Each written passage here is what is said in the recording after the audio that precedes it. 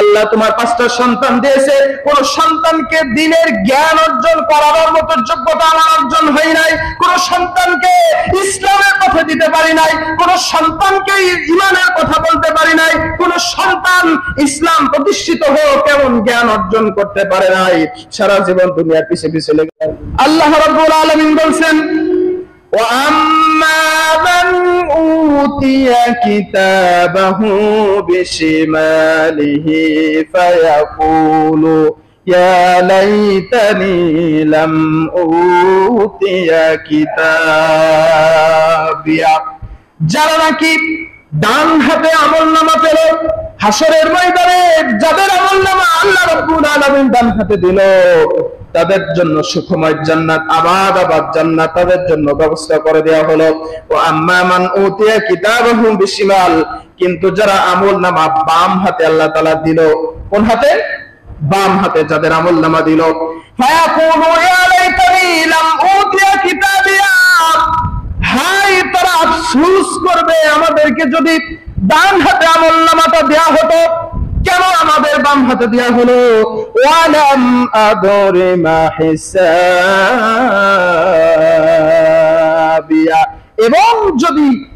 এবং আমি যদি না জানতাম আমার হিসাব হবে, আমি যদি এই সমস্ত বিষয়গুলি দুনিয়ার জিন্দেগিতে যদি পড়ে আসতাম, সত্যিই যদি জেনে আসতাম, আজকে আমার আমলনামা বোধ হয় বাম হাতে আসতো না, আমার আমলনামা ডান হাতে আসতো। তখন আল্লাহর কাছে সময় হিসাবে কি হিসাবে? সময় হিসাবে যে আল্লাহ এখনই আমাকে বাম হাতে দিও না, একটু সময়, একটু সুযোগ, একটু পরিস্থিতি আমাকে তৈরি করে দাও, আমাকে দুনিয়াতে পাঠাবার ব্যবস্থা করে দাও, আমার যত ভালো কাজ করার দরকার সবকিছু করব, আমার যে সম্পদগুলো তুমি আল্লাহ তাআলা দিয়েছো সব আল্লাহ রাস্তায় দিয়ে দিয়ে সালেহ বান্দাদের ভিতরে শামিল হয়ে যাব। আল্লাহ তুমি আমাকে একটু সুযোগ দাও। সময় কি সুযোগ কি পরিস্থিতি দেওয়া হবে? হবে? কোন সময় নাই। সময় এখন যে বেঁচে আছি এটাই আমার জন্য নির্দিষ্ট সময়, এটাই আমার জন্য কি সময়? নির্দিষ্ট সময়। এখান থেকেই আমি জান্নাতকে ক্রয় করে নিতে পারি এবং জাহান্নামকেও ক্রয় করে নিতে পারি। আমার এটাই হলো আসল সুযোগ, পরবর্তীতে আর কোন সুযোগ আসবে না। আল্লাহ তাআলা বলছেন মা আগনা আন্নি মালিয়া, বান্দা তখন বলবে আমার ধন সম্পদ কোনো কাজে আসলো না, পৃথিবীতে সব কিছু রেখে আসছি, আমার তো কোনো কাজে আসলো না। হালাকা আন্নি সুলতানিয়া, দুনিয়াতে আমার যে ক্ষমতা ছিল, আমার যে প্রতিপত্তি ছিল, আমার যে অহংকার ছিল, আমার যে ক্ষমতা তুমি আল্লাহ তাআলা দিয়েছিলে, সেটাও আমার কোনো কাজে আসলো না। খুযুহু ফাগুল্লু, আল্লাহ রাব্বুল আলামিন আফসোসকারীদেরকে, ফেরেশতাদেরকে বলবে, ফেরেশতা যাও তাদেরকে পাকড়াও করো, ধরো তাদেরকে জাহান্নামের ভিতরে নিক্ষেপ করো। নাউযুবিল্লাহি মিন জালিম। আল্লাহ তাআলা বলবেন সুম্মাল জাহিমা সাল্লুহু সুম্মা ফি সিলসিলাতিন যারউহা সাবউনা দিরাআন ফাসলুকু, পুরোনায় তাদেরকে সংকীর্ণ করো, 70 হাত দীর্ঘ জাহান্নামের বেড়ি দিয়া, জাহান্নামের শেকল দিয়া তাদেরকে বেঁধে ফেলো।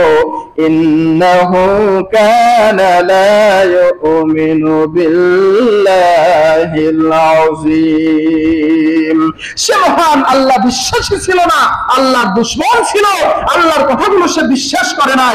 আজকে তাকে পাকড়াও করো, বেঁধে ফেলো এবং জাহান্নামের দিকে তাদেরকে অগ্রসর করাও। ওয়ালা ইয়াসির ওয়ালা ইয়াহুদ্দু আলা তুআমিল মিসকিন, শুধু আল্লাহকে অস্বীকার করে নাই, আল্লাহকে অমান্য করে নাই, শুধু তাই নয়, তারা দুনিয়াতে এতিম মিসকিনদের খাদ্যকে সংসিত করেছে, তাদের সম্পদগুলো তারা ভক্ষণ করেছে, অন্যায়ভাবে তাদের কাছ থেকে মেরে কেটে খেয়েছে। ফালাইসা লাহুল ইয়াউমা হাহুনা হামিম, অতএব সেদিন সেখানে তার কোনো সুবাহ থাকবে না, সুপারিশকারী থাকবে না, তাকে জাহান্নাম থেকে বাঁচানোর মতো কোনো নেতা, কোনো নেত্রী, কোনো কি বলে সঙ্গপঙ্গ সেদিন আর কোনো কাজে আসবে না। সুতরাং সাবধান হয়ে যাও। ওয়ালা তুআমুন ইল্লা মিন হিসনিন। আল্লাহ তাআলা আমাদেরকে জাহান্নামের ভিতরে নিক্ষেপ করে খাদ্য দেবে সংশ্লিষ্ট শ্রাপ, যেগুলো অখাদ্য কুখাদ্য, জাহান্নামীদের রক্ত পুষ কাঁটাযুক্ত খাবার, এই সমস্ত খাবার জাহান্নামের ভিতরে, আর যারা জাহান্নামে যাবে তাদেরকে আল্লাহ তাআলা বন্টন করবে। দুনিয়ার সামান্যতম পচা গন্ধ খাবার, এলানি খাবার আমরা খেতে পারি না, জাহান্নামের ভিতরে এই সমস্ত খাবার আমরা খাবো কেমনে? আর জাহান্নামের আগুনের ভিতরেই বা আমরা পূর্ব কেমনে, বলতে পারেন? সম্মানিত উপস্থিতি, আল্লাহ তাআলা যাদেরকে মাফ করবেন, মাফ করানোর মতো যাদের সুযোগ আছে, ইয়াউমাইযিল লা তা'ফুশ শাফাআতু আনহু ইল্লা মান আযিনা লাহুর রাহমান إلا من أذن له الرحمن ورضي له قولا। দয়াময় গফুরুর রহিম, রহমানুর রহিম কিয়ামতের দিন যাকে অনুমতি দিবেন সুপারিশ করার জন্য, সে ব্যক্তি ছাড়া কেউ তোমার সুপারিশ করতে পারবে না, কেউ সেদিন তোমার সামনে আগাইতে আসতে পারবে না। লা তাহজান ইন্নাল্লাহা মা'না। যাদেরকে আল্লাহ তাআলা সুপারিশ করার মতো সুযোগ তৈরি করে দিবেন, তাদেরকে আল্লাহ তাআলা বলবেন পেরেশান হও না। আস্তে ধীরে যাদেরকে সুপারিশ করানোর মতো যায়, তাদেরকে সুপারিশ করে জাহান্নাম থেকে বাঁচায়া জান্নাতের দিকে তুমি অগ্রসর করিয়ে নাও। এরকম ব্যক্তিত্ব, এরকম আত্মীয়, এরকম সন্তান সন্ততি দুনিয়াতে আমাদের পয়দা করা লাগবে, যারা হাসরের ময়দানে আমাদের জন্য সুপারিশ করবে। আমরা দুনিয়ার সম্পদকে বৃদ্ধি করানোর জন্য, দুনিয়ার অবস্থানকে, ক্ষমতাকে বৃদ্ধি করানোর জন্য নিজে সারা জীবন ক্ষমতার পিছে পিছে দৌড়াইছি, আল্লাহকে ভুলে গিয়েছি। কোন সন্তানকে ইমানদার মুত্তাকি পরহেজগার বানায় নাই। আল্লাহ তোমার 5টা সন্তান দিয়েছে, কোন সন্তানকে দ্বীনের জ্ঞান অর্জন করার মতো যোগ্যতা আমার অর্জন হয় নাই, কোন সন্তানকে ইসলামের কথা দিতে পারি নাই, কোন সন্তানকে ঈমানের কথা বলতে পারি নাই, কোন সন্তান ইসলাম প্রতিষ্ঠিত হোক কেমন জ্ঞান অর্জন করতে পারে নাই। সারা জীবন দুনিয়ার পিছে পিছে লেগেছো। আর আল্লাহ রাব্বুল আলামিন কাল কিয়ামতের দিন তোমাকে যখন জাহান্নামের ভিতরে নিক্ষেপ করবে, সুপারিশ করানোর মতো কোন আত্মীয় স্বজন কিয়ামতের দিন তোমার সংযোগ হবে না। সুপারিশ করানোর মতো ব্যক্তি এই পৃথিবীর থেকেই তোমাকে অর্জন করাতে হবে।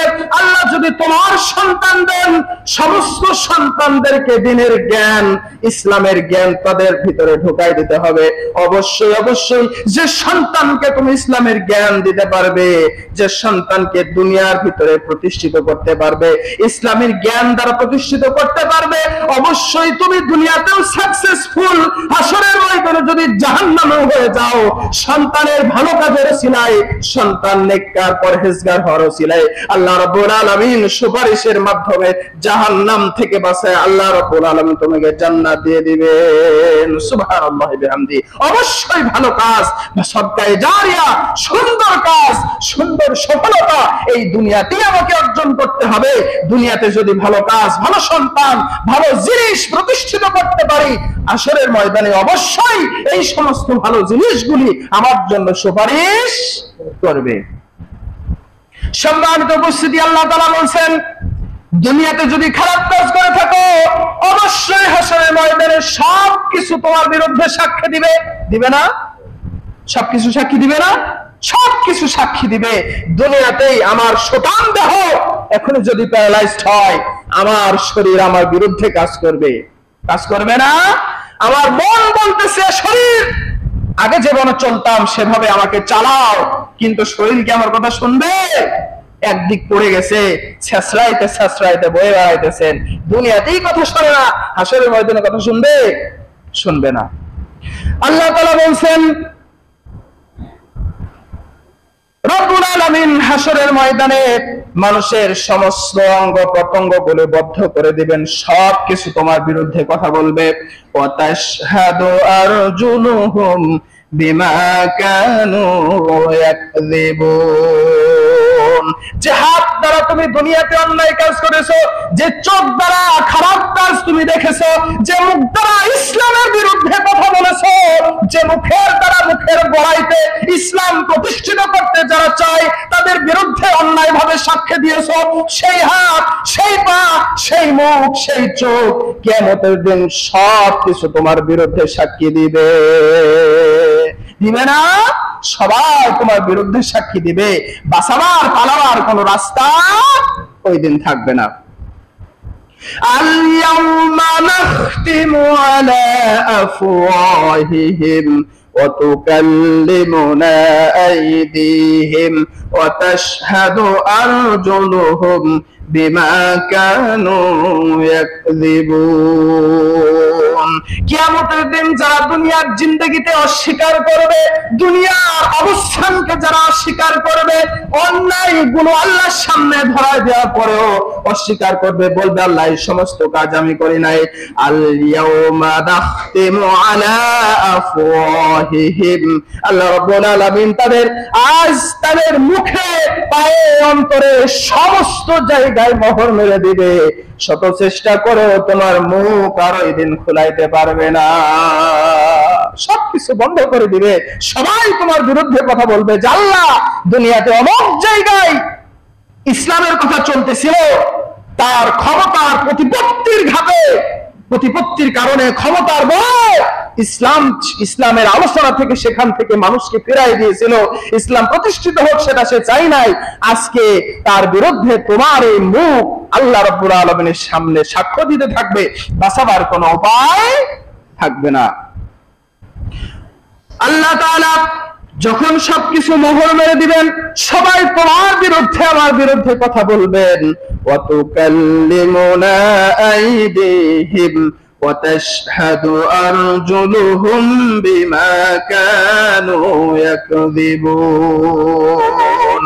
তাদের হাতগুলি সেদিন সাক্ষী দিবে যে আল্লাহ তাআলা এই হাত দ্বারা দুনিয়ার মানুষকে ক্ষতি করেছিল, এই হাতের কলমের বলে মানুষের লক্ষ লক্ষ টাকা অন্যায় ভাবে গ্রাস করেছিল, এই হাত আজকে আমি তার বিরুদ্ধে দাঁড়িয়ে গেলাম।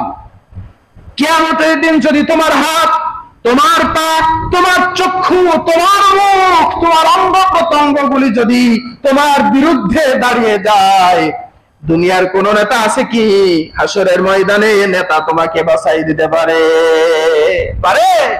যে নেতার পিছে তুমি দৌড়ায় সারা জীবন নষ্ট করলে, যে নেতার 500 টাকার লোভে, যে নেতার পিছে পিছে ঘুরলে, ইসলামের বিরুদ্ধে কথা বললে, মানুষকে কষ্ট দিলে, হয়রানি দিলে, মিথ্যা মামলা দিয়ে জেল খাটাইলে, হাসরের ময়দানে সে নেতাও জাহান্নামে যাবে, তোমাকেও জাহান্নামে নিয়ে তারপরে যাবে,